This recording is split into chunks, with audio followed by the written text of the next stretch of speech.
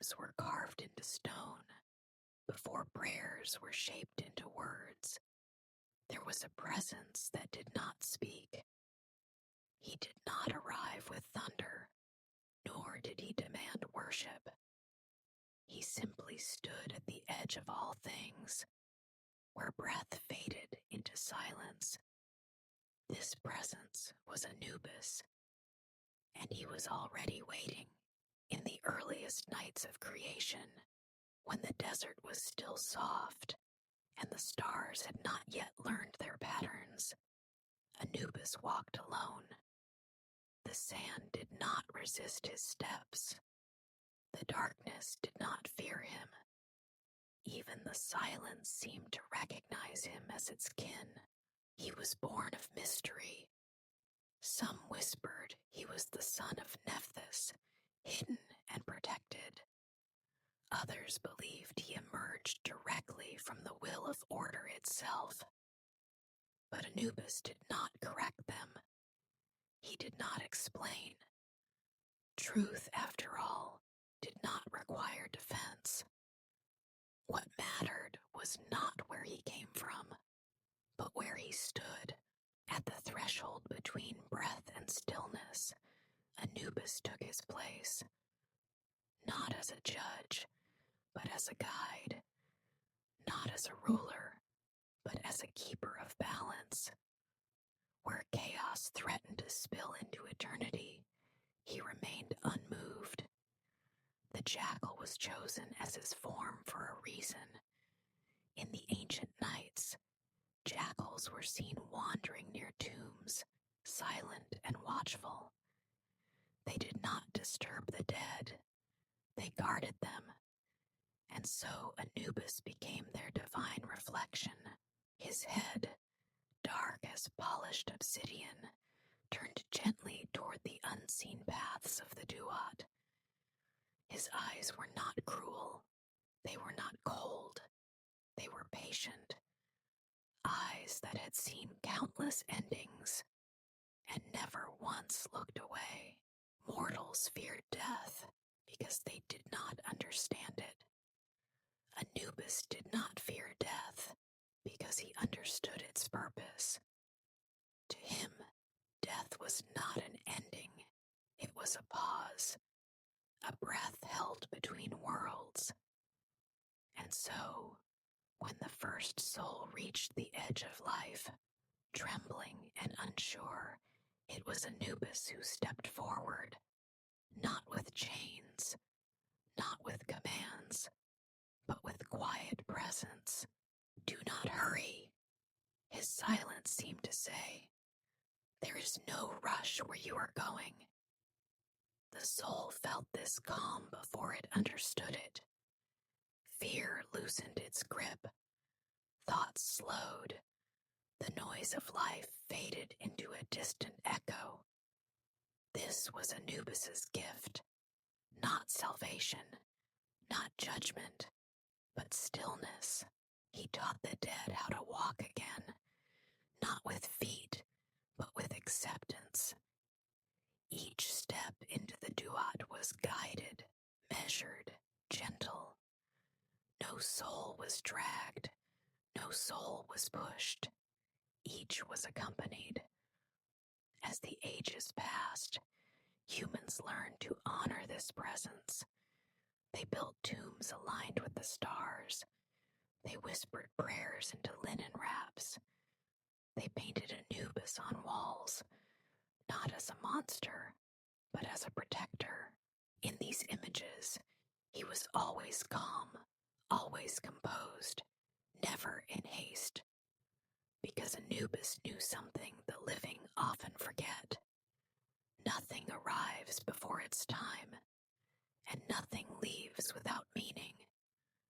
And so, he waits still, at the same threshold, in the same silence, not watching for death, but watching for balance.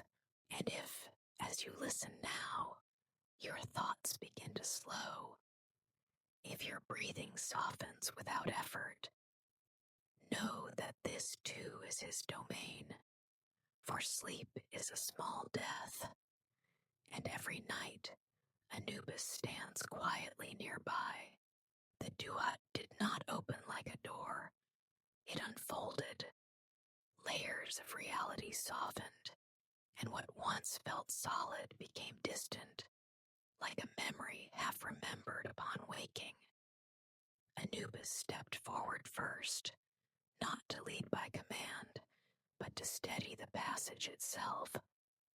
Where he walked, the path agreed to exist. The soul followed without footsteps.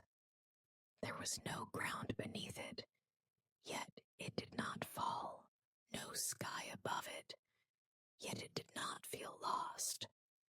The Duat was not a place of fear, but of unfamiliar calm. Colors breathed slowly here, deep blues, muted golds, shadows that did not threaten but sheltered. Anubis moved at a pace slower than thought. He knew that haste fractured understanding. Each moment allowed the soul to shed what it no longer needed: urgency, regret, the sharp edges of desire. These things dissolved naturally, like mist touched by morning light. Along the path, echoes appeared, not voices, but impressions. Lives once lived, moments once clung to. Anubis did not turn toward them. He allowed the soul to notice, then release. The Duat demanded honesty, not remembrance. There were guardians along the way, but they did not challenge. They observed. Creatures shaped from symbol rather than flesh stood quietly aside, acknowledging Anubis with ancient recognition. He had walked this path before time learned to count itself. As they moved deeper, the air grew softer. Breath slowed without effort.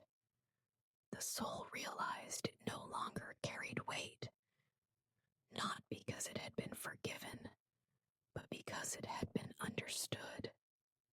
Anubis paused once, not to stop the journey, but to allow the soul to feel the stillness fully. In that pause, fear loosened its last grip. The silence here was not empty. It was full of balance. This was the path every soul would walk, not alone, not unguarded, never rushed. And as the Duat opened wider, Anubis lifted his gaze toward the unseen halls ahead. The weighing awaited, but for now, there was only movement and calm. The Hall of Two Truths did not announce itself. It emerged gradually, as if the Duat itself had decided to breathe outward. Vast columns rose without weight, carved in symbols older than speech. Light did not fall here. It hovered, steady and impartial. Anubis stepped inside first, and the hall accepted him without question. The soul felt smaller here, not from fear, but from clarity. Nothing was hidden. Nothing demanded explanation. This was a place where truth rested naturally, without force. The silence was deeper than sound, yet gentle, like a hand placed softly over racing thoughts. At the center stood the scales. They were not grand, they were precise. One side awaited the heart, warm with memory. The other held the feather of Ma'at, light, unmoving, absolute. Anubis approached them with care that bordered on reverence. He did not touch the heart immediately. He waited. Time slowed further, stretching into something almost comforting. Anubis understood that even truth needed a moment to settle. The soul felt this patience, and mirrored it, letting the last tremors of earthly urgency fade away. When the heart was placed upon the scale, there was no sound, no creak, no shift. The feather remained still, observing without opinion. Anubis watched, not as a judge, but as a witness to balance finding itself. Around them, unseen forces listened. Thoth recorded, but did not interfere. Amit waited, but did not hunger. All roles were defined, restrained, precise. The hall was not about punishment or reward. It was about alignment.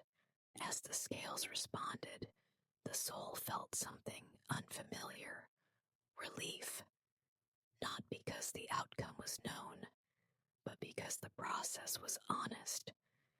Nothing was taken away, nothing was added, only truth remained.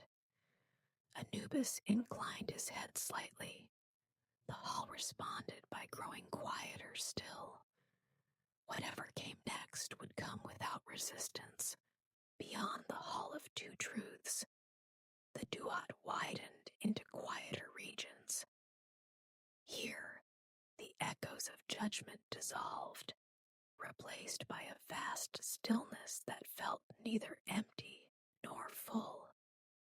Anubis walked forward without pause, for this was familiar ground. These were the spaces where silence itself required protection. Not all guardians carried weapons. Some carried awareness. Along the edges of these realms stood beings formed of symbol and purpose, their shapes shifting softly like reflections on water. They did not block the path. They observed it. Anubis acknowledged them with a subtle stillness, and they responded by allowing passage. The soul sensed no threat here. Fear had no foothold. The guardians existed not to intimidate, but to maintain order through presence alone. Their vigilance was quiet, unbroken, eternal. Anubis understood them well, for his role mirrored theirs in spirit. In these regions, even memory softened. The sharpness of past joys and sorrows blurred into gentle impressions. Anubis allowed this transformation. Clinging was unnecessary now.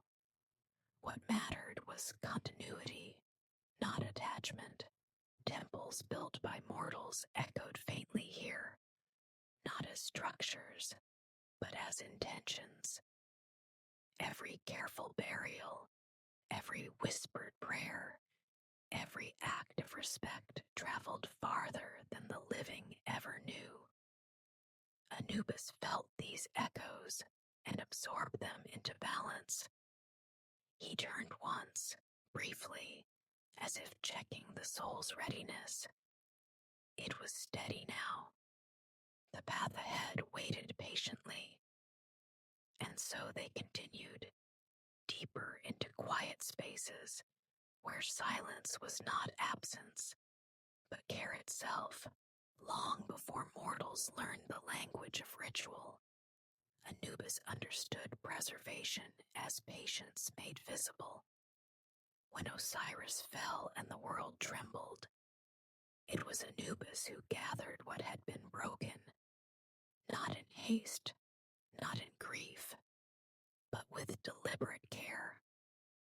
Preservation was never about resisting decay. It was about honoring transition. Within quiet chambers beyond time, Anubis practiced the first sacred rites. Oils were warmed slowly. Linen was prepared without tension. Every motion carried intention, not urgency. The body was treated as a vessel deserving respect, not as something abandoned by life. In these acts, structure instead of chaos. As Anubis worked, the soul lingered nearby, watching without fear. Recognition returned gently. The soul remembered its form, its name, its story, not with attachment, but with calm acknowledgement. Preservation allowed the soul to remain whole during passage, unfractured by confusion.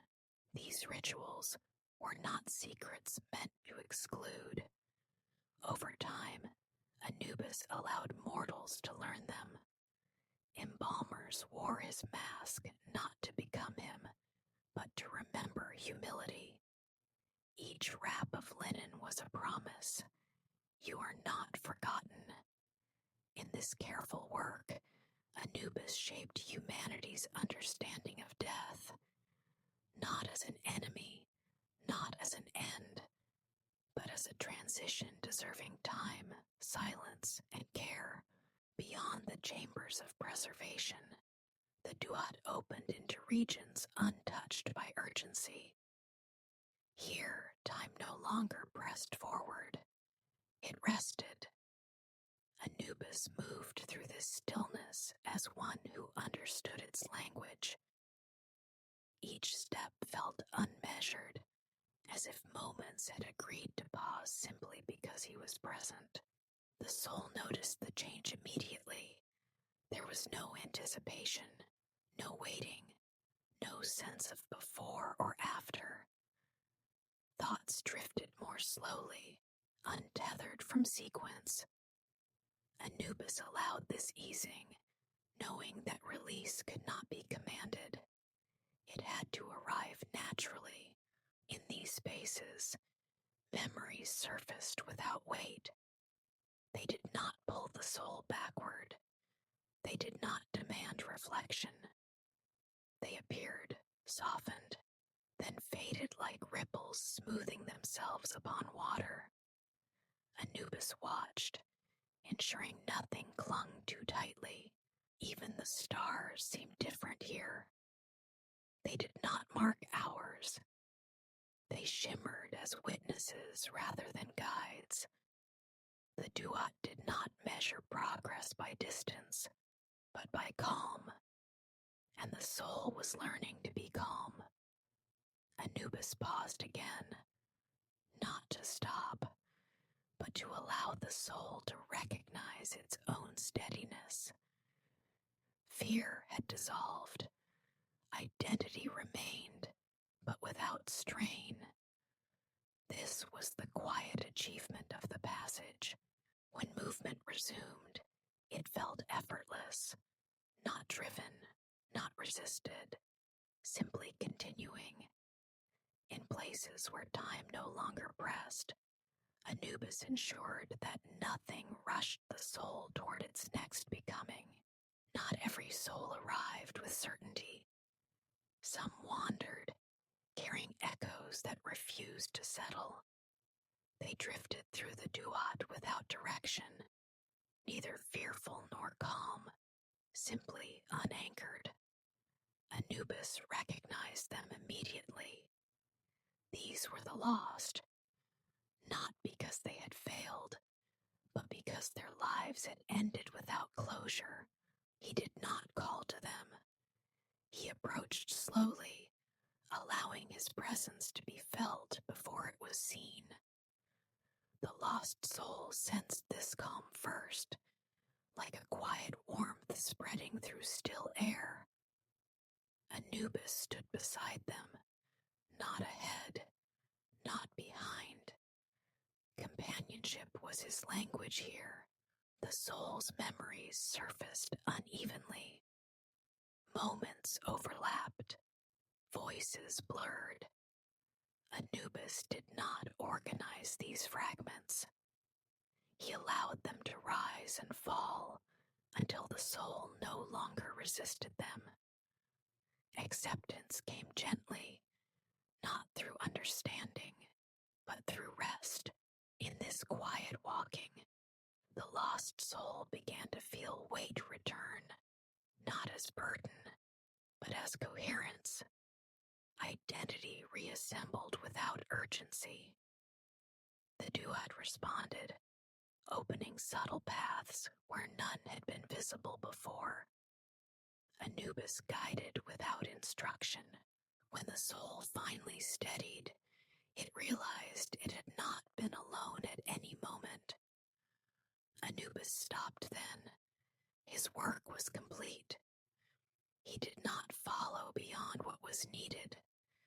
Guidance, once fulfilled, knew when to withdraw, and so he remained behind, ready to walk beside the next soul that drifted too quietly to be seen.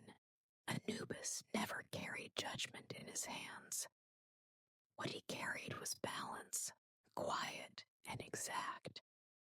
In the deeper chambers of the Duat, where no walls defined space and no voices rose to argue, balance revealed itself without effort.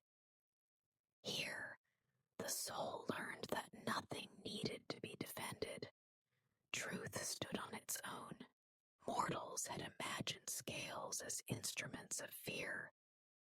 Anubis knew them as instruments of clarity. Balance was not about punishment or reward. It was about alignment. Whether a life had rested naturally within the order of things. The heart revealed this without deception. In this place, the soul felt no accusation. There was no trial, no confrontation, only recognition. What had been lived settled into stillness, forming a shape that no longer resisted itself. Anubis observed quietly, ensuring nothing interfered. Even the gods respected this neutrality. No divine favor could tilt the balance. No regret could alter it. Anubis remained untouched by preference, for attachment would fracture fairness. His role demanded distance, and he accepted it fully.